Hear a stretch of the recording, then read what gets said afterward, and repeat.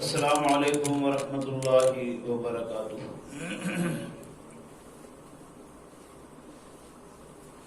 الحمد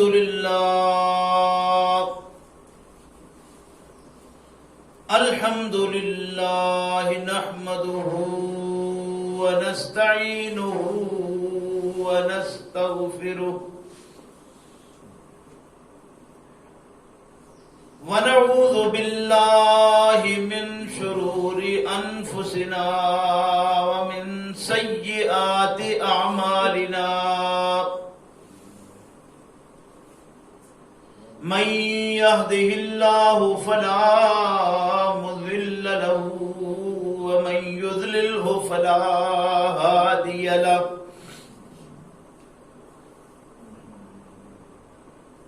ونشهد أن لا إله إلا الله وحده لا شريك له، ونشهد أن محمدا عبده ورسوله، أما بعد فإن خير الحديث كتاب الله،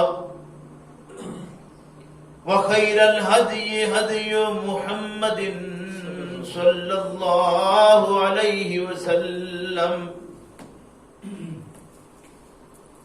وشر الأمور محدثاتها وكل محدثة بدعة وكل بدعة ضلالة وكل ضلالة في النار، فأعوذ بالله من الشيطان الرجيم، بسم الله الرحمن الرحيم، وإذ قال موسى لقومه يا قوم اذكروا نعمة الله عليكم إذ جعل فيكم أنبياء وجعلكم ملوكا وآتاكم ما لم يؤت أحدا من العالمين، وَإِذْ قَالَ مُوسَىٰ، اور جب کہا موسیٰ علیہ السلام نے لِقَوْمِهِ، اپنی قوم کے لیے، یا قوم، اے میری قوم کے لوگو، اذکروا، یاد کرو، نعمت اللہ، اللہ کی نعمت کو، علیکم، اپنے اوپر، اذ جعل فیکم، جب بنائے تم میں انبیاء، نبی، وجعلکم ملوکا، اور تمہیں بنایا بادشاہ بھی، وآتاکم، اور دیا تم کو، عطا کیا تم کو، ما لم یؤت احدا من العالمین، جو جہنم میں سے کسی اور کو عطا نہیں کیا گیا تھا، سبحان ربک رب العزت عما یصفون، وسلام علی المرسلین، والحمد للہ رب العالمین۔ میرے محترم بزرگوں، بھائیوں، آج کے سبق میں جو مسلسل سبق ہمارا جاری ہے سورہ المائدہ میں، ایک آیت مبارکہ جو آپ تلاوت کے ساتھ، ترجمے کے ساتھ سن چکے ہیں، یہ 20 نمبر آیت ہے سورہ المائدہ کی۔ اللہ تبارک و تعالی سے دعا ہے کہ اللہ ہم سب کو اپنی اس کتاب کو صحیح معنوں میں سمجھنے کی توفیق عطا فرمائے، اور سمجھ لینے کے بعد اپنی زندگی اس کے مطابق بنانے کی توفیق عطا فرمائے۔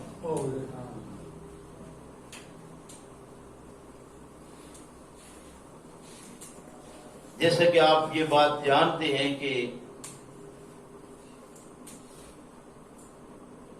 رمضان المبارک کا پہلا جمعہ توحید پر بیان تھا،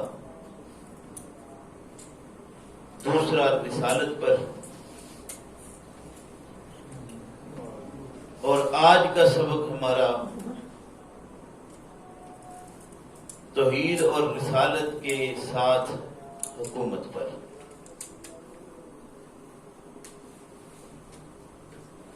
توحید اللہ رب کریم کی وحدانیت ہے کہ اللہ رب کریم کا کوئی شریک ساتھی اس کی ذات میں، اس کی صفات میں کسی حال میں بھی تسلیم نہیں کیا جا سکتا۔ اور رسالت کے متعلق بھی ہم پڑھ چکے ہیں کہ اللہ رب کریم نے انبیاء علیہ الصلوۃ والسلام کی ایک کثیر تعداد دنیا میں اپنے چنے ہوئے بندے مبعوث فرمائے ہیں،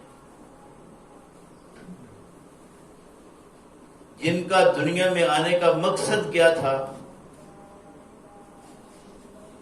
کہ وہ اللہ رب کریم کا پیغام توحید اور رسالت کے ساتھ آخرت کی پہچان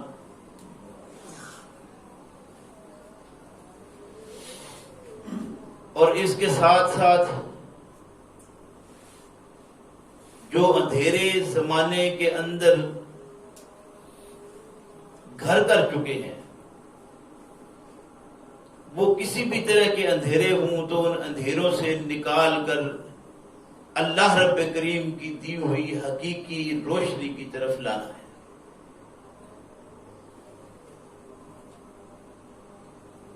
اور انبیاء علیہ الصلوۃ والسلام کی یہ جماعت اللہ کے فضل و کرم سے اپنا کام مکمل کر کے یہ سلسلہ منقطع کر گئی کہ اب نیا کوئی پرانا اب نبی رسول دنیا میں آنے والا نہیں ہے۔ محمد الرسول اللہ صلی اللہ علیہ وسلم تا قیام قیامت آخری نبی و رسول ہیں، اور قرآن تا قیام قیامت آخری ہدایت کی کتاب ہے۔ جیسے اللہ رب کریم کی توحید میں کسی اور کو شریک نہیں کیا جا سکتا، ویسے ہی محمد الرسول اللہ صلی اللہ علیہ وسلم کے ساتھ اب رسالت میں کسی کو شریک نہیں کیا جا سکتا۔ اور جیسے ان دو باتوں پر ہمارا اللہ کے فضل و کرم سے یقین ہے، ہم تسلی سے یہ بات کہتے ہیں کہ ہمیں کتاب اللہ کے ساتھ کسی دوسری کتاب کو بھی ہم قبول نہیں کرتے، خواہ کوئی ہو، کتنا بڑا مقام اس کا کیوں نہ ہو، لیکن کتاب اللہ کے مقابلے میں ہم کسی کتاب کو تسلیم کرنے کو تیار نہیں ہیں، خواہ کوئی ہو۔ ہاں کتب سماوی ہیں تو ان کا احترام اپنی جگہ ہے، کسی ایک کتاب کی بھی تصحیح کے لیے ہم تیار نہیں ہیں۔ کتب سماوی تو بالکل کسی حال میں بھی کوئی بات ایسی نہیں کی جا سکتی،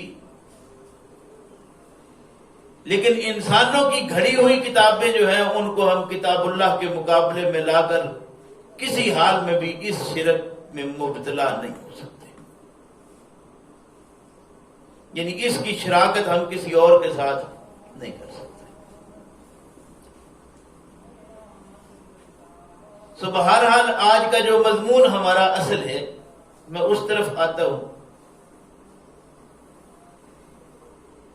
کہ سیدنا عیسیٰ علیہ الصلوۃ والسلام اور پیغمبر اسلام صلی اللہ علیہ وسلم کے بیچ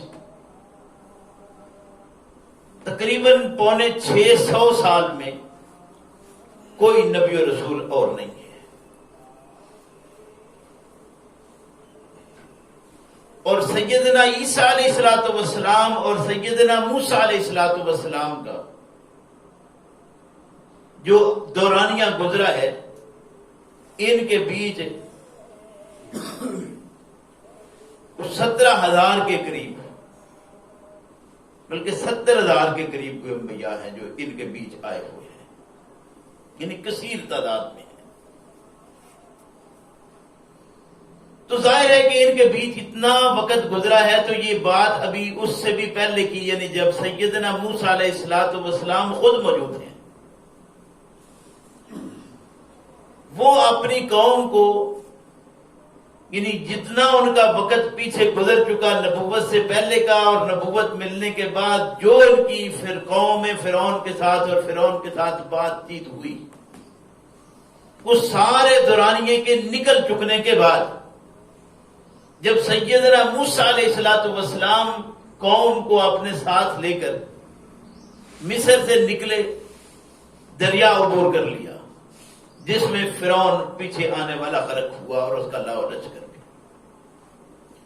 اس کے بعد سیدنا موسیٰ علیہ السلام جو قوم کو تعلیم اور تبلیغ کرتے ہیں، یہ اس کا ذکر آج کے سبق میں ہے۔ فرمایا اذ قال موسیٰ لقومہ، جب کہا سیدنا موسیٰ علیہ السلام نے اپنی قوم کے لیے، یا قوم اذکروا نعمت اللہ، اے میری قوم کے لوگوں اللہ کی نعمت اپنے اوپر یاد کرو۔ کون سی؟ اذ جعل فیکم انبیاء، جب اس نے تم میں نبی بنائے، نبی بھیجے، وجعلکم ملوکا، اور تمہیں بادشاہت بھی دی۔ گویا اس وقت سیدنا موسیٰ علیہ السلام نبی بھی ہیں اور بادشاہ بھی۔ اب حکومت ان کی اپنی قائم ہو چکی ہے، گویا جو فرعون اور اس کی حکومت ہے یہ اس سے اب آزاد ہو چکے ہیں۔ اب یہ ارشاد کیا فرما رہے ہیں کہ قوم کے لوگوں تمہارے اندر نبی بھی آئے ہیں اور بادشاہت بھی تمہیں دی ہے۔ اس کا مطلب ہے کہ اس سے پیچھے بھی انبیاء کی بھی کثیر تعداد ہے اور نبوت کے ساتھ ان کو حکومت بھی ایک مدت تک ملتی رہی ہے۔ کہ کہاں مصر میں آباد ہونے والے سیدنا یوسف علیہ السلام، جو سیدنا یعقوب علیہ السلام کے بیٹے ہیں، یعقوب کا نام ہی اصل میں اسرائیل ہے، بنی اسرائیل یعقوب علیہ السلام کی اولاد کی بات ہے، جو وقت کے ساتھ ساتھ مصر میں آ کر آباد ہو گئے تھے۔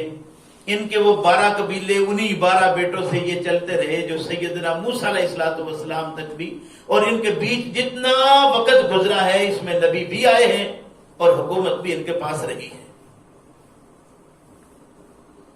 گویا آج کا سبق یہ بتاتا ہے کہ سیدنا موسیٰ علیہ السلام سے قبل بنی اسرائیل میں جو نبی آئے ہیں وہ کثیر تعداد میں تھے، اور حکومت بھی ان کو 1 2 4 10 بار نہیں بلکہ 12 ملی ہے۔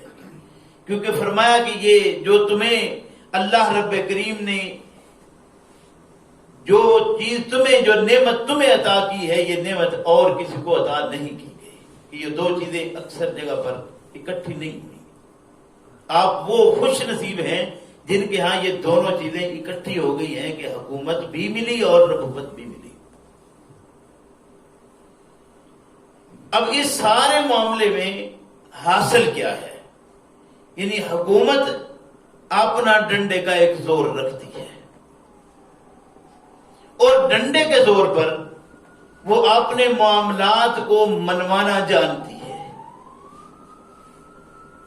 وہ حکومتیں جو اسلامی حکومتیں تھیں، یعنی نبوت کے ساتھ جنہیں حکومت دی گئی، قرآن کریم نے ان کی طرف جو وضاحت کی ہے کہ ان حکومتوں کا کام کیا تھا، یہی آج کا درس ہے ہمارا، کہ حکومت اسلامی ہو تو اس کے کون کون سے کام ہیں جو اس کے ذمہ ہوتے ہیں، اور وہ کیسے ان کو نبھانا چاہیے۔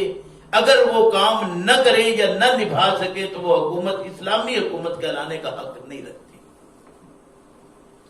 قرآن کریم نے فرمایا کہ الذین مکناہم فی الارض، یعنی آج کا سبق کہ حکومت کے کام کیا ہیں۔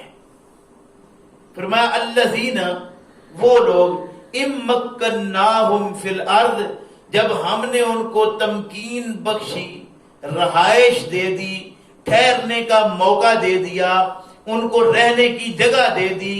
وہ لوگ جنہوں نے، یعنی ایک ہے کسی کے انڈر رہنا، اور دوسرا ہے اپنی حکومت قائم کر کے رہنا. فرمایا کہ جب ہم نے ان کو حکومت دے دی، امکناہم فی الارض، زمین کے اندر ان کو تمکین بخشی، رہائش دے دی، یہ مالک ہو گئے، یہ وہاں کے حاکم ہوئے، تو ان کا کام کیا تھا؟ سب سے پہلی بات کہی، حکومت کا حق ہے کہ وہ نظام صلاۃ کا قیام کرے، اقاموا الصلاۃ. ایمانداری سے سوچنا ہے کہ آج اس نماز پر ہماری مساجد تقسیم ہے، ہمارے مسالک ہیں، ہمارے سارے سلسلے جتنے ہیں وہ اس نماز کے اوپر ہیں. اللہ رب کریم نے ارشاد فرمایا کہ اتل ما اوحی الیک من الکتاب واقم الصلاۃ ان الصلاۃ تنہی عن الفحشاء والمنکر، کہ آپ اے پیغمبر صلی اللہ علیہ وسلم قرآن کے پیچھے ایسے چلیے، جو وحی کی گئی ہے اس وحی کے پیچھے ایسے چلیے کہ آپ میں اور آپ کے عمل میں اور اس وحی کے درمیان کوئی چیز حائل یا داخل نہ ہو. گویا محمد رسول اللہ صلی اللہ علیہ وسلم کی خواہش اپنی اللہ کی وحی میں اور رسول اللہ کے کردار کے بیچ آ نہیں سکتی. میں پھر ایک بات عرض کرتا ہوں، یہ دوبارہ ایک بار، کہ پیغمبر اسلام صلی اللہ علیہ وسلم پر جو وحی ہوئی، اس وحی کے جو احکام آئے ہیں ان میں اور محمد رسول اللہ صلی اللہ علیہ وسلم کے اس وحی کے پیچھے چلنے میں نبی کریم صلی اللہ علیہ وسلم کی اپنی خواہش کو بھی دخل نہیں. بات بڑی سخت ہے، لیکن حقیقت یہی ہے. اگر اس کو تسلیم نہ کیا جائے تو ہم سیدھے راستے پر نہ آنا چاہیں تو میرے پاس تو کوئی اختیار نہیں ہے. میں تو اتنا کر سکتا ہوں کہ جو بات کتاب اللہ کے مطابق تفہیم ہوئی ہے وہ آپ تک پہنچاؤ. محمد رسول اللہ صلی اللہ علیہ وسلم نے پوری زندگی اپنی میں اپنی خواہش کے مطابق کوئی بات پہنچائی نہیں ہے. قرآن کریم نے یہ بات وضاحت کی، فرمایا کہ محمد رسول اللہ صلی اللہ علیہ وسلم اپنی مرضی سے زبان نہیں کھولتے. وما ينطق عن الهوى ان هو الا وحی یوحی. جب بھی محمد رسول اللہ صلی اللہ علیہ وسلم نے اللہ کے احکام پر زبان کھولی ہے وہ اللہ رب کریم کی طرف سے وحی ہوئی ہے،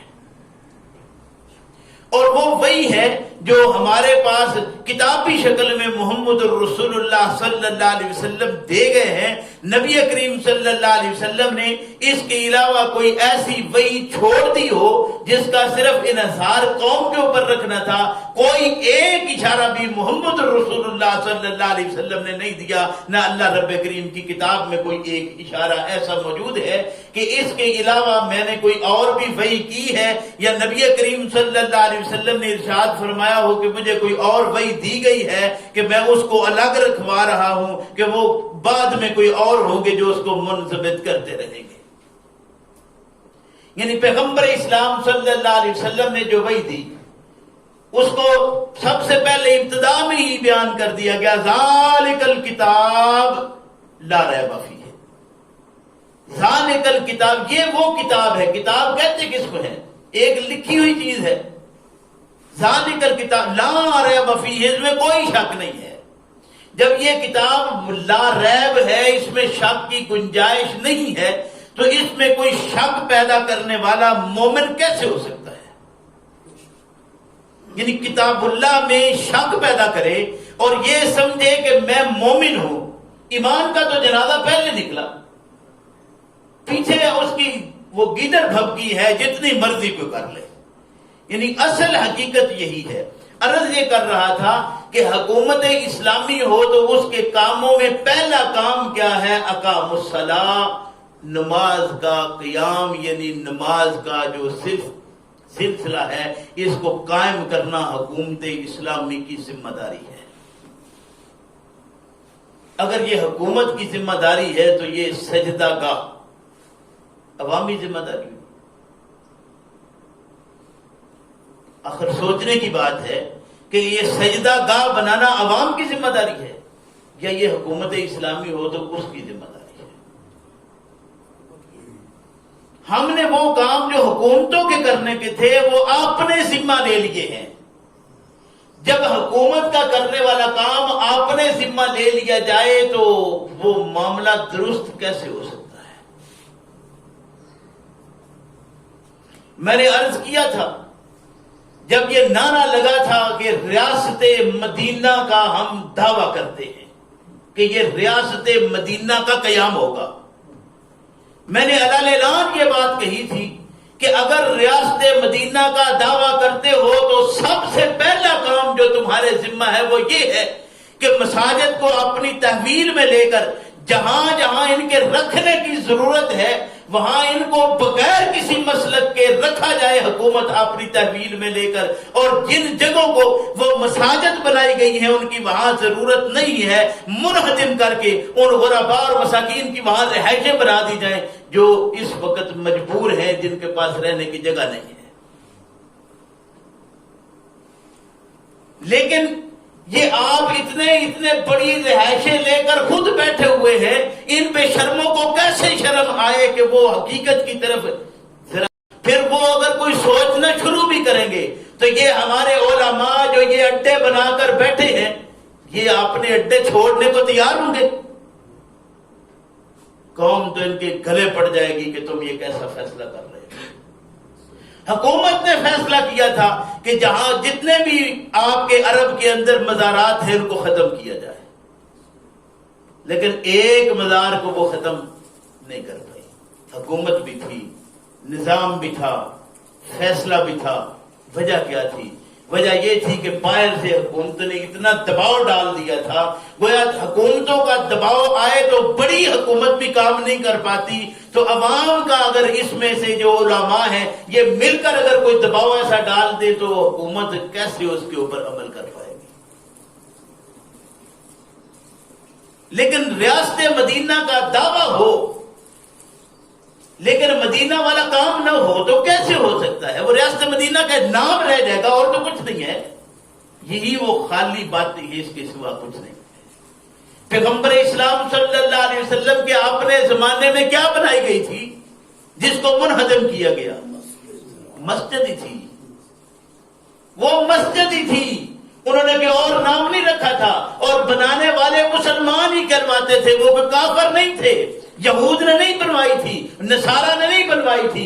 وہ کوئی وہاں پہ کوئی ہندوؤں کا کوئی سکھوں کی عبادت گاہ نہیں بنی تھی، مسجد تھی.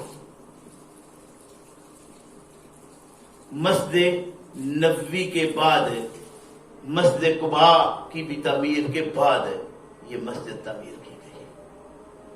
گویا مسجد کے ساتھ دوسری مسجد بھی مدینہ میں موجود تھی، صرف نبوی مسجد نہیں. اس کا مطلب ہے جہاں ضرورت تھی وہاں رکھی گئی، لیکن جہاں ضرورت نہیں تھی بلکہ اس کا مشن اور مقصد کوئی اور تھا، اس مسجد کو منہدم کیا گیا. یہ تھی ریاست مدینہ.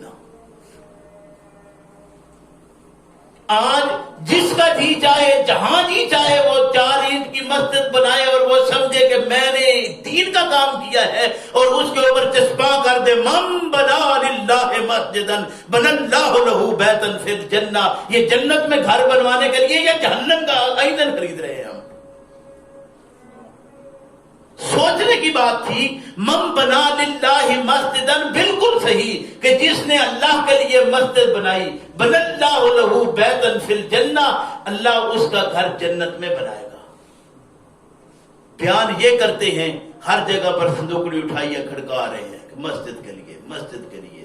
20 25 30 سال گزر گئے، وہ اسی طرح گلے کھڑکا رہے ہیں کہ مسجد بناؤ، اپنا جنت گھر بناؤ. اور ہم بھی اسی جنت کے چکر میں پڑے ہیں. سوچ لیجئے کہ تمہارے ابا کو کہاں سے نکالا گیا تھا، اللہ کی تعلیم کے خلاف کرنے پر کہاں سے نکالا گیا تھا. وہاں سے تو تم نکلے ہو، جنت ہی تھی. نہیں مانتے ہو.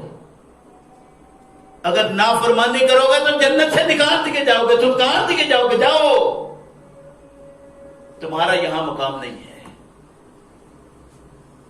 جس نے وہاں جا کر رکھنا ڈالا تھا وہ کہاں تھا؟ وہ جہنم سے اٹھ کے گیا تھا؟ جنت میں ہی تھا نا جس نے یہ بات کہی تھی کہ میں تمہیں ایک بات نہ بتاؤں؟ کیا خیال ہے؟ چاہتے ہو کہ میں تمہیں بات بتاؤں جس سے تم جنت الخلد میں ہو جاؤ، مستقل ادھر رہ جاؤ؟ یہ تو نکلنے والا بہانہ بنایا ہے کہ یہ اس کے قریب نہ جانا، تم کھاؤ رہو گے یہاں۔ اچھا، یعنی کتنی چکنی چپڑی بات تھی۔ اور آج سارے جو یہ چکنی چپڑی کرتے ہیں وہ مومن ہیں، اللہ کے بندے ہیں یا شیطان کے؟ سوچنے کی بات تھی۔ مسجد بنوانا کون کہتا ہے برا کام ہے؟ لیکن بلا ضرورت، بلا جواز، بلا مقصد کیوں مسلمانوں کو تقسیم کرنے کے لیے اپنا کو اڈا قائم کیا جا رہا ہے؟ تو ذرا سوچو کہ وہ اڈا قائم کیا جا رہا ہو تو اس کو مٹا دینا، ڈھا دینے کا حکم ہے۔ اور جو طاقت کے باوجود نہیں ڈھاتے وہ مجرم نہیں؟ کہیں ہم اسلامی حکومت کے دعوے دار ہیں کہ ہم اسلامی حکومت میں رہتے ہیں۔ اگر یہ اسلامی حکومت ہے تو اسلامی حکومت میں رہنے والے افراد کو حق حاصل ہے کہ وہ حکومت سے مطالبہ کرے کہ یہ اسلامی جمہوریہ پاکستان جس کو آپ کہتے ہیں، اسلام کے نام پر اسے اگر حاصل کیا گیا، لا الہ الا اللہ محمد الرسول اللہ کے نام پر اگر اسے حاصل کیا گیا ہے، تو پھر یہ بات تمہیں برابر کرانا چاہیے حکومت کو کہ حکومت اسلامی پر لازم ہے کہ وہ سب سے پہلے نظام صلاۃ کا قیام کرے۔ یہ نظام صلاۃ کی بات آئے تو اسی وقت لیبل لگا دیا جائے کہ یہ پرویزی فکر کا ہے اور پرویز کافر تھا۔ اتنا کافی ہو جائے گا کہ یہ فکر پرویز نظام صلاۃ کا ہے۔ جی نظام صلاۃ واقعتاً ایک نظام ہے اور اس نظام کا لاگو ہونا لازم ہے۔ یہ نظام کیوں بنایا گیا؟ فرمایا اس لیے کہ آپ اتلو ما اوحی الیک من الکتاب واقم الصلاۃ ان الصلاۃ کانت ان الصلاۃ تنہی عن الفحشاء والمنکر، یہ تو تمہیں برائیوں اور بے حیائیوں سے روک دے گی۔ تو حکومت چاہتی ہے کہ یہاں برائیاں اور بے حیائیاں چلتی رہے۔ اگر یہ نہیں چاہتی یہ ہے کہ برائیاں اور بے حیائیاں رکے تو نظام صلاۃ کا قیام لازم ہے۔ ٹھیک ہے، وہ اپنے کرندے مقرر کرے، جس طرح اس کے یہ پولیس کا محکمہ ہے، دوسرے کتنے محکمے ہیں آپ کے ملک کے اندر، یہ محکمہ اس کے اوپر اچھا محکمہ قائم بھی ہے۔ افسوس کی بات یہ ہے کہ آپ کا باقاعدہ اس کے اوپر محکمہ اوقاف کا کام کیا ہے؟ یہی تو نظام تھا جو انہوں نے قائم کرنا تھا۔ پورا محکمہ آپ کے ملک کے اندر چل رہا ہے لیکن نظام سارے کا سارا عوام کے ہاتھ میں۔ یہ کہاں کا انصاف ہے؟ اور اگر حکومتیں یہی کچھ کرتی رہی تو یاد رکھیے پچھلی حکومتیں تباہ ہوئی نہیں ہوئی۔ وہ اپنے آپ کو فرعون کہنے والا جو تھا، انا ربکم الاعلی، وہ حاکم نہیں تھا؟ کیا ہوا اس کا؟ غرق کر کے رکھ دیا گیا۔ عاد کا کیا ہوا؟ وہاں حکومت قائم نہیں تھی۔ سمود کا کیا ہوا؟ صالح علیہ السلام کی قوم کا کیا ہوا؟ یہ قومیں نہیں تھیں، نبی نہیں ان کے پاس آئے، حکومت نہیں تھی، حکومتیں تھیں لیکن تباہ و برباد ہوئے۔ کس وجہ سے؟ اس لیے کہ وہاں نظام جو تھا وہ اسلام کا نہیں تھا، تباہ و برباد ہو گئے۔ آج ہم کامیاب ہوں گے، وہ یہی کام کر کے تباہ و برباد ہوئے، ہم وہی کام کر کے پھر جنت حاصل کرنا چاہتے ہیں۔ جس کام کا نتیجہ جہنم ہو وہ کام کر کے جنت حاصل کیسے کرنا ہے؟ سوچنا چاہیے تھا قوم کو، سوچنا چاہیے تھا اگر حکومت اسلامی ہے تو اس کو، لیکن ان کے اپنے بکھیڑے نہیں ختم ہوتے۔ ادھر پیغمبر اسلام صلی اللہ علیہ وسلم کے بعد حکومت کا تختہ بنا کر اس پہ بٹھایا جا رہا ہے سیدنا ابو بکر صدیق رضی اللہ عنہ کو۔ بڑے خوش تھے مجھے حکومت مل گئی، بڑا پسند کیا تھا کہ واہ کیا بات ہے، میں اب حاکم بن گیا ہوں۔ کہنے کے لحاظ سے بڑا آسان ہے، لیکن ذرا دیکھیے سیدنا عمر فاروق رضی اللہ عنہ کے وہ واقعات جو صرف سننے کے لیے رہ گئے ہمارے پاس، کہ عمر حاکم وقت رات گشت کرتا ہے، گشت کرتے کرتے ایک گلی میں گزرتے ہوئے آواز سنی کہ بچے رو رہے ہیں، ماں ان کو سلا رہی ہے، اور اندر کھڑا ہو کے سنا کہ ہنڈیا ابلنے کی آواز ہے۔ وہ اسی طرح گشت کرتے کرتے گزر گئے، جب واپس آئے دیکھا صورتحال وہی ہے۔ دروازہ کھٹکھٹایا، ماجرا کیا ہے؟ ادھر سے گزرے ہیں تو صورتحال یہ، واپس آئے ہیں تو بھی یہی معاملہ ہے، مسئلہ کیا آپ کے گھر میں؟ کہا کھانے کو کچھ ہے نہیں، پانی میں پتھر رکھ کے ڈال کے ہنڈیا چڑھائی ہوئی ہے، بچوں کو دلاسا دے رہے ہیں کہ یہ کسی طریقے سے سو جائیں۔ پوچھا عمر حاکم وقت ہے، اسے کیوں نہیں بتایا؟ جواب آیا کہ یہ حکومت کی ذمہ داری ہے، عمر کی ذمہ داری ہے کہ وہ آ کر پتہ کرے کہ کس کی کیا صورتحال ہے۔ حاکم وہ ہے، ہم کیوں اس کا جا کر دروازہ کھٹکھٹائیں کہ عمر کھانے کو کچھ نہیں ہے۔ اللہ، سیدنا عمر رضی اللہ عنہ وہاں سے واپس نکلتے ہیں، آتے ہیں، آ کر جس کے پاس وہ تجوری کی چابی ہے اس سے لی، گودام میں گئے، وہ ساتھ ہے، اٹھانے کی کوشش کی کہ یہ میں ذرا دیکھوں، جھاڑ جھوڑ کر اپنے اوپر رکھوں، یہ آج آٹا دے رہے ہو نا، وہ آٹا عمر نے دیا تھا۔ لائنوں میں لگا کر روڈ پر کھڑا کر کے ذلیل کر کے نہیں، خود اٹھایا۔ کرندے پاس ہوں نہیں دیکھ کے رہا گیا، کہا عمر حاکم وقت ہے، آپ حکم کریں، آپ کا آرڈر سارا گھوپے۔ فرمایا نہیں، عمر کو کسی نے تعلیم کی ہے کہ یہ عمر کا حق ہے اور عمر اپنا حق خود ادا کرے گا۔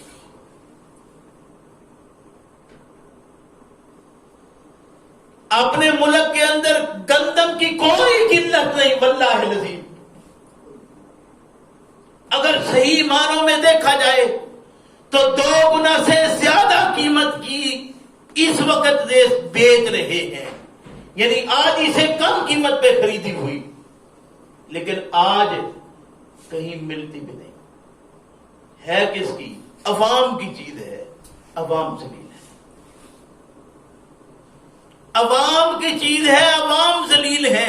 اگر حکومت یہ اسلامی ہو تو یہاں پر وہ عمر نے کہا تھا کہ اگر دجلہ اور فرات کے کنارے پر کوئی کتا بھی پیاسا مر جائے، بھوکا مر جائے،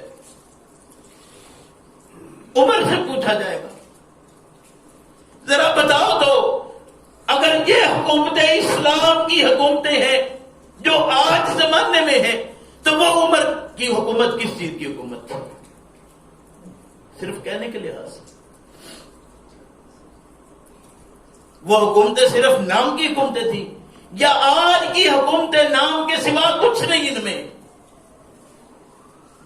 اللہ ارشاد فرماتے ہیں الذین مکناہم فی الارض اقاموا الصلاۃ، اگر حکومت اسلامی ہو تو اس پر لازم ہے کہ صلاح کا نظام قائم کرے۔ میں وآت الزکاۃ، زکوٰۃ کا قیام حکومت اسلامی پر لازم ہے کہ زکوٰۃ کا نظام قائم کرے۔ اب زکوٰۃ تھی کیا؟ قوم کس طرف چلی گئی؟ میں نے کئی بار عرض کیا کہ صدقہ کہتے ہیں ہر وہ چیز جو آپ قرب الہی کے حصول کے لیے دیتے ہیں، اسے کہتے ہیں صدقہ۔ ہر وہ چیز جو قرب الہی یعنی اللہ رب کریم کی قربت حاصل کرنے کے لیے جو خرچ کی جائے وہ صدقہ۔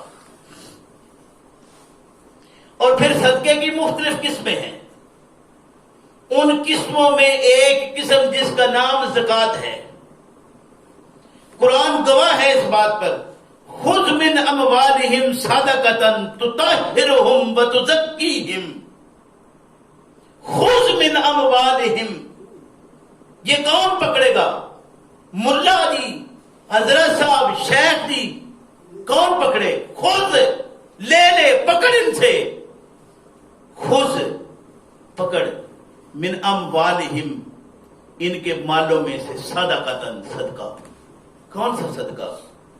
یہ وہ صدقہ ہے جس کے متعلق ابو بکر صدیق رضی اللہ عنہ نے فرمایا تھا کہ جو لوگ محمد الرسول اللہ صلی اللہ علیہ وسلم کے زمانہ اقدس میں جتنا جتنا ادا کرتے تھے، اگر ان میں سے کوئی کمی کرے گا تو یاد رکھو ابو بکر اس کے خلاف اعلان جنگ کرتا ہے۔ یہ کون سا صدقہ تھا؟ یہ وہی صدقہ تھا جو فرض ہے،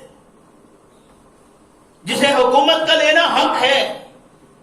یہ وہ صدقہ ہے جس کے متعلق فرمایا انما الصدقات للفقراء والمساکین والعاملین علیہا والمؤلفۃ قلوبہم وفی الرقاب والغارمین وفی سبیل اللہ وابن السبیل فریضۃ من اللہ۔ یہ وہ صدقہ تھا جو اللہ رب کریم کی طرف سے فرض ہے۔ حکومت اسلامی ہو تو اس پر لازم ہے کہ وہ یہ صدقہ اکٹھا کرے۔ خذ من اموالہم صدقہ تطہرہم وتزکیہم، ان کی تطہیر کے لیے، ان کے تزکیے کے لیے لازم ہے۔ تزکیہ نفس کا ہے، تطہیر اندر اور باہر سے ہر طرح کی جسمانی صفائی ہے۔ گویا تطہیر کے لیے اور تزکیہ کے لیے ایک چیز حکومت اسلامی ہو تو اس پر لازم قرار دی ہے، اس کا نام اسلام نے زکوٰۃ رکھا ہے۔ فرمایا اگر حکومت اسلامی ہے تو لازم ہے اس پر کہ وہ یہ نظام زکوٰۃ کا قیام عمل میں لائے۔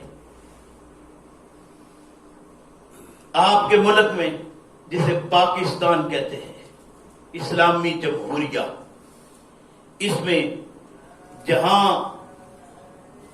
یہ مساجد کے نظام کے لیے باقاعدہ حکومت نے ایک شعبہ قائم کیا ہوا ہے، وہیں پر آپ کے اس نظام زکوٰۃ کے لیے یہ زکوٰۃ عشر کی کمیٹیاں نیچے سے چلتی ہوئی اوپر تک نہیں جاتی۔ حکومت نے اس کے لیے نظام کوئی نہیں بنایا ہوا، اگر ہے تو وہ کام کیا کر رہا ہے؟ کیا یہ سارا لولا لگڑا نظام اسلام کا ہے؟ اگر یہ اسلام کا نظام ہے تو ہمارا سلام ہے۔ ہم نہ ایسا اسلام مانتے ہیں نہ اسلام کا نظام مانتے ہیں۔ اسلام کا نظام ہو تو وہاں لوگ اب تو یہاں تک کہنا شروع ہو گئے حکومت کی ذمہ داری کب ہے؟ یہ حکومت کی نہیں، کس کی ذمہ داری ہے؟ حکومت کس کام کے لیے ہے؟ وہ صرف لڑائیاں جھگڑے کے لیے آپس میں؟ حکومت کا کام بالکل صحیح کہ جس طرح انہوں نے پولیس کا محکمہ قائم کیا کہ یہ اندرونی معاملات جو ہیں ان کے حل کے لیے پولیس کام کرے، جو کر رہی ہے آپ کے سامنے۔ سرحدوں پر کام کرنے کے لیے فوج کا قیام ہے، لیکن جو کچھ آپ کی سرحدوں پر ہو رہا ہے وہ آپ میرے سے بہتر جانتے ہیں۔ اور حکومت نے خود اپنی پشت پناہی میں لوگوں کو کس کس طرح تیار کیا ہوا ہے کہ وہ فورسز تیار کی ہیں۔ حکومت کی فورسز کہاں کام کر رہی ہیں؟ یہ جو عوامی فورسز ہیں وہ بھاگ بھاگ کے یہ سارے اندرون خانہ بھی کام انہیں کے، باہر بھی انہیں کے، اور پھر یہ انہوں نے اپنے اپنے سٹال لگا کر اپنے اپنے فنڈ اکٹھے کر کے اپنے اپنے سارے سلسلے شروع کیے ہیں۔ مجھے بتائیے ایک ہی گھر کے اندر اگر 6 چولہے جلنے شروع ہو جائے اس گھر کی حالت کیا ہوگی؟ ایک حکومت کے اندر آخر کچھ سوچنے کی بات تھی، اندر اندر پھر حکومتیں، پھر اپنی حکومتوں کے اندر پھر حکومتیں، کیوں؟ اس لیے کہ ہمیں عہدوں کی ضرورت ہے، اور وہ عہدے تب ملتے ہیں جب ایک سے دوسری، دوسری سے تیسری، تیسری سے چوتھی، آگے تقسیم در تقسیم ہوتے چلے جائیں گے۔ جو ہم تقسیم ہوں گے تو ہماری جماعتیں بڑھتی چلی جائیں گی۔ ہر جماعت اسلام کی جماعت ہے، انا للہ و انا الیہ راجعون۔ اسلام بذات خود ایک جماعت کا نام ہے، مسلم ایک امہ ہے، کنتم خیر امہ اخرجت للناس۔ کس کو کہا؟ اہل حدیثوں کی 6 جماعتیں ہیں، ان میں سے ایک ایک کو، دیوبندیوں کے جتنے فرقے آگے بنے ہیں ان میں سے ایک ایک کو، کنتم خیر امہ اخرجت للناس تأمرون بالمعروف وتنہون عن المنکر۔ تم بہترین امت، بہترین جماعت تھے۔ حکومت اسلامی اگر اس حکومت کے اندر رہنا وہ چاہتے ہیں تو 100 بار وہ اپنا کام کریں، لیکن اگر یہ نہیں کر سکتے تو اپنے آپ کو حکومت اسلامی کا لیبل اتار دے۔ اس لیبل کا کوئی مقصد نہیں ہے۔ یاد رکھیے کہ لیبل اور لگا کر اندر اور رکھا ہو منافقت ہے۔ یہ منافق حکومت کرے تو منافقت ہے۔ یہ عوام میں، علماء میں، سیاسی لیڈروں میں، جہاں جہاں یہ سلسلہ ہو کہ اندر کچھ ہے باہر کچھ ہے، واللہ العظیم منافقت ہے۔ اور منافقت کرنے والا کوئی بھی ہو، ان المنافقین فی الدرک الاسفل من النار، آگ کے نچلے حصے میں یہی جانے والا ہے۔ کفار تم سے بدر جہاں بہتر ہے اس معاملے میں، کم سے کم وہ اپنا دعویٰ تو نہیں کرتے کہ ہم محمد رسول اللہ کے امتی ہیں۔ تم نے یہ دعویٰ کر کے کوئی کمال نہیں کیا، اپنا نقصان کیا ہے۔ یا اپنا دعویٰ واپس لے لو، اگر دعویٰ واپس نہیں لینا تو کم سے کم پھر کچھ اس کا پاس کرو، ورنہ پھنس جاؤ گے، اور وہاں پھنسا ہوا کوئی نہیں چھڑائے گا۔ حکومتی علماء ہوئے جو حکومت جن کو نوازتی ہے، واللہ وہ بھی کام نہیں آئیں گے۔ کوئی سیاسی لیڈر جتنا بڑا ہو وہ اپنے آپ کو اس لیبل میں لے آئے کہ میں، وہ اکثر بزرگ فرمایا کرتے تھے کہ ذرا سوچ کے تو کہ اگر کنواں ناپاک ہے، ڈول داڑھی والے کا پاک پانی کیسے نکالے گا؟ ذرا بتاؤ تو، مجھے تو سمجھ آئی تک نہیں ہے۔ کہتے ہیں جی کوئی تو ان میں بہتر ہوگا، ان میں سے جو اچھا لگتا ہے، جو کوئی ان میں سے بہتر ہے۔ بھائی جب ایک ہے ہی ناپاک، ایک طرف اعلان کرتے ہو کہ جمہوریت سب سے بڑا بت ہے، جمہوریت بت ہے، تو اس بت کے پجاری تم کیسے بن گئے؟ یہ بت پاک کب سے ہو گیا؟ اگر یہ واقعتاً بت ہی ہے تو یہ بت پاک کب سے ہونا شروع ہو گیا؟ پھر ہم اہل الحدیث ہوں اور پھر ہم نے سرحدوں کی حفاظت کا بیڑا اٹھایا ہو، ہمیں جماعت الدعوہ کہتے ہو، آج اس کے اوپر اگر پابندی لگ جائے تو مرکزی مسلم لیگ نام رکھ کر ہم کام کرنا شروع کر دیں، نام بدلنے سے کام بدل جائے گا؟ ساری زندگی سے یہی کہتے ہو کہ نام نہیں کام بدلو، واللہ العظیم 4 نام 5 تو یہ بھی بدل چکے۔ یہ دین کے ٹھیکیدار ہیں۔ مجھے پتا ہے یہ بات کڑوی ہے اور جہاں جائے گی وہاں تکلیف دے گی، لیکن میں اس لیے کہتا ہوں کہ تم دین کا نام استعمال کر کے، اسلام کا نام استعمال کر کے، اپنے اس چہرے کی داڑھی مبارک کو استعمال کر کے، اپنی اس ٹوپی کو استعمال کر کے، اپنے اس چہرے اور حریت کو استعمال کر کے کتاب و سنت کے مطابق سمجھتے ہو کہ ہم دین لے آئیں گے۔ دین ایسے آتا ہے، دین قربانیوں سے آتا ہے، اور قربانیاں اپنے سے شروع کرتے ہیں، غیروں کی قربانیاں نہیں، اپنے سے۔ قوم کے بچے مروانے سے یہ کام نظام نہیں چلے گا، اپنے مروائیے، اپنے آپ کو خود پیش کیجئے۔ محمد الرسول اللہ صلی اللہ علیہ وسلم بالکل ابتدائی طور پر بدر کا مارکا تھا تو بدر کے مارکے میں آپ شریک نہیں ہوئے، احد میں شریک نہیں ہوئے، جب سارے نکل گئے تھے محمد رسول اللہ تن تنہا اس وقت بھی کھڑا تھا اور پکار رہے تھے والرسول يدعوكم في اخراكم فاصابتكم غما بغم لكي لا تحزنوا ولا ما فاتكم. جو چیز تم سے چلی گئی، جس چیز نے تمہیں تکلیف میں مبتلا کیا، اسی چیز کو دوبارہ حاصل کرنے کے لیے تن تنہا میدان جنگ کے اندر ہر طرف سے تیر چلتے ہیں، تلواریں چل رہی ہیں، لیکن محمد رسول اللہ ان نیزوں کا مقابلہ کرنے کے لیے تن تنہا کھڑا ہے. زندگی جانا یا رکھنا یہ رب کریم کا کام تھا. اللہ رب کریم نے محمد الرسول اللہ صلی اللہ علیہ وسلم کو سرخرو کر کے اگر واپس بھیجا تو اس کا قطعاً مطلب یہ نہیں کہ محمد الرسول اللہ کہیں اپنا سر چھپا گئے تھے. نہیں، آپ تو اپنے آپ کو پیش کرنے کے لیے کھڑے تھے. میدان جنگ میں واپس لوگ نہیں آئے. پیغمبر صلی اللہ علیہ وسلم اس پوزیشن میں کھڑے ہو کر اگر واپس اللہ لایا ہے تو اللہ رب کریم کا یہی وہ پیغام تھا جس کو پیغمبر اسلام صلی اللہ علیہ وسلم نے ارشاد فرمایا تھا کہ عمر، ابو بکر، لا تحزن ان اللہ معنا، غم نہ کر، اللہ ہمارے ساتھ ہے. ابو بکر پریشان نہ ہو، یہ پروگرام میرا نہیں، نہ میں اپنے پروگرام سے نکلا ہوں، پروگرام اللہ رب العالمین کا ہے. اس پروگرام کے مطابق نکلا ہوں، جو وقت اس نے رکھا ہے اس کے مطابق معاملہ ہوگا. اتنا اپنے اندر جذبہ آ جائے تو پھر دین کا معاملہ ہوتا ہے، ورنہ نہیں. مومن بھی ہو اور ڈرپوک بھی ہو، یہ نہیں ہو سکتا.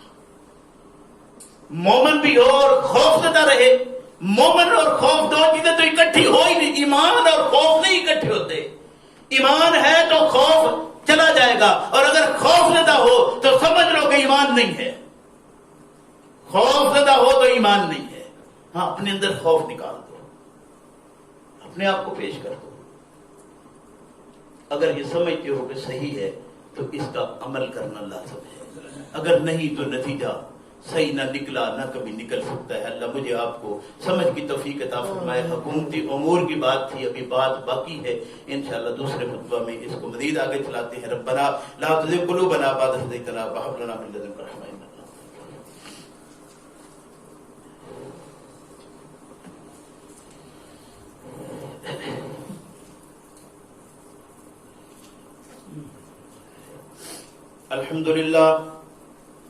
الحمد لله نحمده ونستعينه ونستغفره ونعوذ بالله من شرور أنفسنا ومن سيئات أعمالنا. من يهده الله فلا مضل له ومن يضلله فلا هادي له. ونشهد أن لا إله إلا الله وحده لا شريك له ونشهد أن محمدا عبده ورسوله. أما بعد فإن خير الحديث كتاب الله وخير الهدي هدي محمد صلى الله عليه وسلم وشر الأمور محدثاتها وكل محدثة بدعة وكل بدعة ضلالة وكل ضلالة في النار. فأعوذ بالله من الشيطان الرجيم. بسم الله الرحمن الرحيم. وَإِذْ قَالَ مُوسَى لِقَوْمِهِ يَا قَوْمِ اذْكُرُوا نِعْمَةَ اللَّهِ عَلَيْكُمْ إِذْ جَعَلَ فِيكُمْ أَنْبِيَاءَ وَجَعَلَكُمْ مُلُوكًا وَآتَاكُمْ مَا لَمْ يُؤْتِ أَحَدًا مِنَ الْعَالَمِينَ. میرے محترم بزرگوں بھائیوں، بات یہ کر رہا تھا کہ حکومت اسلامی کی ذمہ داریاں کیا ہیں. تیسری ذمہ داری امر بالمعروف. نظام اصلاحات اور نظام زکوٰۃ کے بعد تیسری ذمہ داری حکومت اسلامی ہو تو اس کی امر بالمعروف نہی عن المنکر، یعنی معروف باتوں کا حکم دینا، اچھی باتوں کا حکم دینا اور بری باتوں سے روکنا. یہ حکومت اسلامی کا حق ہے. جہاں بات ہے امر بالمعروف کی، وہاں اللہ رب کریم نے ارشاد فرمایا والمؤمنون والمؤمنات بعضهم اولیاء بعض یامرون بالمعروف وینہون عن المنکر. ایمان والے مرد اور ایمان والی عورتیں ہیں، یہ بعضهم اولیاء بعض کے دوست ہیں۔ مومن آپس میں، جیسے قرآن نے کہا اشداء علی الکفار رحماء بینہم، یہ آپس میں ایک دوسرے کے رحم دل یعنی ایک دوسرے کے دوست ہیں۔ اور ان کی دوستی کیا ہے کہ یہ امر بالمعروف اور نہی عن المنکر کرے۔ امر بالمعروف یعنی معروف باتوں کا حکم دینا، معروف باتوں کی طرف، اچھی باتوں کی طرف تبلیغ کرنا، یہ سارے مومنوں کا حق ہے۔ اور حکومت اسلامی ہو تو اس پر لازم ہے کہ وہ ڈنڈے کے زور پر امر بالمعروف اور نہی عن المنکر کرے۔ اگر وہ یہاں اپنا ڈنڈا ہی ہے نا، حکومت ہے کیا؟ ڈنڈا ہے، یعنی عوام کا حق ہے کہ امر بالمعروف اور نہی عن المنکر کرتے رہے، لیکن اس کے اوپر عمل کرنا وہ حکومت اسلامی کا حق ہے۔ میں یہاں ایک بات عرض کرتا ہوں کہ مثال کے طور پر قرآن کریم نے یہ بات کہی کہ اگر کوئی شخص قتل کر دیتا ہے تو قتل کے بدلے میں قتل ہے، لیکن کیا یہ حکومت کرے گی یا عوام؟ یہ حکومت کرے گی، عوام نہیں کر سکتی۔ یہ حکومت کی ذمہ داری میں ہے کہ ایک قتل کا مقدمہ آیا ہے تو اس کے جواب میں وہ قاتل کو قتل کرے گی، یا دوسری بات کیا ہے کہ اجازت دے دی کہ دیت ادا کر دے، خون بہا ادا کرے، وہ بھی حکومت اسلامی اس کا فیصلہ کر سکتی ہے، عوام اس کا فیصلہ کرنے کا حق نہیں رکھتے۔ یعنی امر بالمعروف، معروف باتوں کا حکم دینا، یہ اچھی بات ہے کہ قتل کا بدلہ قتل ہو، لیکن اس کی کوئی عام بندہ دوسرے عام بندوں کو نہیں کہہ سکتا۔ ہاں، یہ حکومت کا کام ہے۔ عرض یہ کر رہا تھا کہ یہ حکومت اسلامی کا کام ہے امر بالمعروف اور نہی عن المنکر، لیکن یہ عوام بھی امر بالمعروف اور نہی عن المنکر کرتی رہے، یہ چھوڑ نہ دے۔ جو بات حق ہے وہ پہنچاتی رہے، اس کو ختم نہیں کیا جا سکتا، اس کو جاری رکھنا ہے۔ پیغمبر اسلام صلی اللہ علیہ وسلم نے ارشاد فرمایا المومن للمومن کالبنیان، المومن کالمومن، المومن للمومن کالبنیان، مومن مومنوں کے لیے ایسے ہے جیسے دیوار، مومن ایک دوسرے مومنوں کے لیے دیوار کی مانند ہے۔ فرمایا وہ کیسے ہے؟ یہ شد بعضہ بعضا، جیسے اس کی ایک اینٹ دوسری اینٹ کو سہارا دیتی ہے، ہر اینٹ کا سہارا بنتی ہے، اور یہ اینٹ بنتے بنتے دیوار بن جاتی ہے۔ مومن دوسرے مومنوں کے لیے دیوار کی مانند ہے کہ یہ اس کو یعنی اینٹوں کی طرح ایک دوسرے کو سہارا، کبھی ایک اینٹ اپنا کوئی مقام رکھتی ہے اس طرح، لیکن جب اینٹیں آپس میں ملتی آپ ایک دوسرے کے اوپر بھی صرف رکھتے جائیں نا تو وہ گر جائے گی، لیکن یہ ایک دوسرے کو سہارا دیتی، یوں ایک دوسرے کے ساتھ چلتی ہے، تو یہ ایک دوسرے کو سہارا دیتے دیتے ایک دیوار بن جاتی ہے۔ مومن مومنوں کے لیے سہارا دیوار کی مانند ہے کہ یہ ایک دوسرے کو سہارا اس طرح دیتے رہے، مومن مومنوں کو سہارا اپنے گرتے ہوں کو اٹھاتے رہے، ان گرے پڑوں کو جن کا حکومت کا حق تھا ان کو اٹھائے، نہیں اٹھا رہی آپ اٹھاتے رہے، اپنوں کے ساتھ کس طرح کا معاملہ کرتے رہے۔ مومن ہے، دوسرا بھی مومن ہے، سمجھتے ہیں ایمان والے ہو تو ایک دوسرے کا سہارا بن جاؤ، ایمان والے ہو تو ایک دوسرے کی تکالیف کو محسوس کرو۔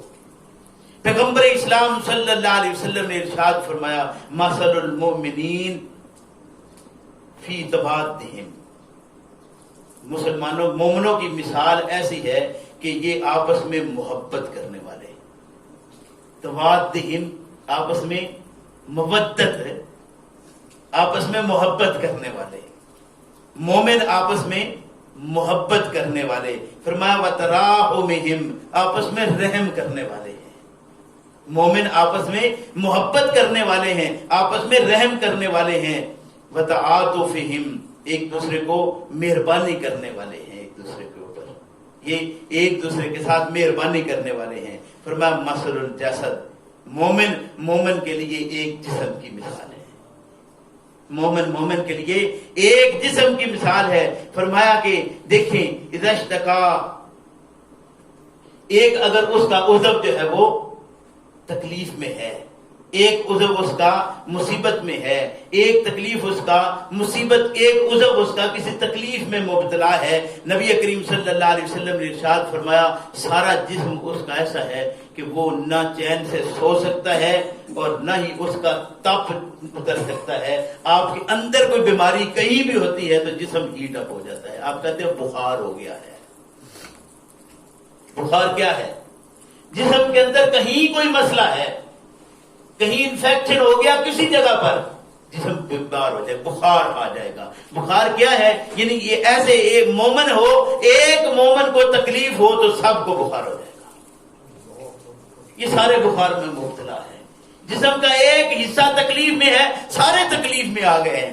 مومن ہو تو وہ ایسا ہوتا ہے، لیکن مومن کو تکلیف دے اور خوش ہو، مومن کی تکلیف سے خوش ہو سکتا ہے؟ نہیں۔ مومن ہو تو وہ دوسرے مومن کی تکلیف سے خوش نہیں ہو سکتا۔ پیغمبر اسلام صلی اللہ علیہ وسلم نے ارشاد فرمایا کہ وہ ایسے جیسے بیدار نہیں رہتا، اسے نیند نہیں آتی۔ مومن ہو، دوسرے مسلمان کی تکلیف کا علم ہو تو اسے نیند آ جائے، اسے نیند نہیں آتی۔ ذرا بھر پڑ جائے انگلی میں، ساری رات کہتا ہے کرا کے گزری ہے، ساری رات بڑی تکلیف میں تھی، کیا ہے کہ یہ بھر پڑ گیا ہے۔ مومن ایک تکلیف میں ہو تو کسی کو دوسرا مومن چین سے سو نہیں سکتا۔ پیغمبر اسلام صلی اللہ علیہ وسلم نے ارشاد فرمایا کہ انصر اخاک ظالما او مظلوما، ظالم بھائی ہے یا مظلوم، اپنے بھائی کی مدد کر۔ صحابہ نے پوچھا یا رسول اللہ صلی اللہ علیہ وسلم، فقال رجل، ایک آدمی نے یہ بات کہی، یا رسول اللہ انصرہ اذا کان مظلوما، جب وہ مظلوم ہے تو اس کی تو مدد کی سمجھ آتی ہے کہ کیسے مدد کروں۔ افرائیت اذا کان ظالما کیف انصرہ، اے پیغمبر صلی اللہ علیہ وسلم جب وہ ظالم ہے تو اس کی کیسے مدد کروں؟ آپ صلی اللہ علیہ وسلم نے ارشاد فرمایا قال تمجدہ او تمنعہ، اسے مجبور کرو کہ وہ جو ظلم کر رہا ہے وہ چھوڑ دے، اسے روکو، تمنعہ اسے منع کرو، اسے مجبور کرو کہ وہ جو ظلم کر رہا ہے اس سے رک جائیے، اس کی مدد ہے۔ اللہ مجھے آپ کو سمجھ کی توفیق عطا فرمائے۔ میرے بھائیوں بزرگوں، دیکھیے یہ آپ کا سلسلہ منقطع ہے، وقت اس کا مکمل ہو گیا۔ بات تھی حکومت اسلامی کی، اگر حکومت کوئی کام چھوڑ دے تو کیا دین کے کام ہم چھوڑ دیں گے؟ اگر نہیں چھوڑتے تو پھر یہ بات سمجھیے کہ جو مل جل کر کرنے کے کام ہیں، اپنے بھائیوں مساکین غرباء کو ہر طرح سے اٹھانا ہے، اور ہر طرح سے اٹھانے سے مراد یہ ہے کہ کسی کو تعلیم کی ضرورت ہے تعلیم دیں، تعلیم دینے میں اس کے مددگار ہو جائیں، اس کے اخراجات اٹھائیں، کسی کی خوراک کی ضرورت ہے اس کی خوراک پوری کریں، جس کے مصائب ہیں ان کو مصائب سے نکالیں، جن کے مسائل ہیں ان کے مسائل دور کرنے کی کوشش کریں جہاں تک ممکن ہے۔ اور ہم سب ایک جماعت ہیں، ہم سب مل کے اٹھتے بیٹھتے ہیں، ایک دوسرے کے معاملات کم سے کم ضرور دیکھیں کہ جہاں سمجھتے ہیں کہ تعلیم کے معاملات چل رہے ہیں وہاں پہ بھی اخراجات کریں، اور ان لوگوں کے تحت تعاون کریں جہاں پہ ایک سلسلہ تعلیم کا نظام قائم ہے۔ اور اس سلسلے میں باقاعدہ طور پر آپ کے پاس میں ایک بات عرض ہی کر سکتا ہوں کہ انجمن اشاعت اسلام کا ایک سلسلہ ہے، وہ آپ کے سامنے چل رہا ہے، کوشش کر کے اس کے بھی ساتھی بنے تاکہ یہ نظام جو اس کے ساتھ ہیں، صحت کا نظام بھی اس کے ساتھ، شادی بیاہ کے معاملات بھی اس کے ساتھ چل رہے ہیں، اور تعلیم کا نظام بھی باقاعدہ طور پر یہاں چل رہا ہے۔ اللہ توفیق عطا فرمائے کہ یہ رمضان المبارک میں کوشش کر کے اس کے ساتھی بن کے ان لوگوں کے ساتھ تعاون کر کے ان لوگوں کے ساتھی بن جائے تاکہ وہ سلسلے جو چل رہے ہیں وہ قائم دائم رہیں۔ ربنا لا تزغ قلوبنا بعد إذ هديتنا وهب لنا من لدنك رحمة إنك أنت الوهاب۔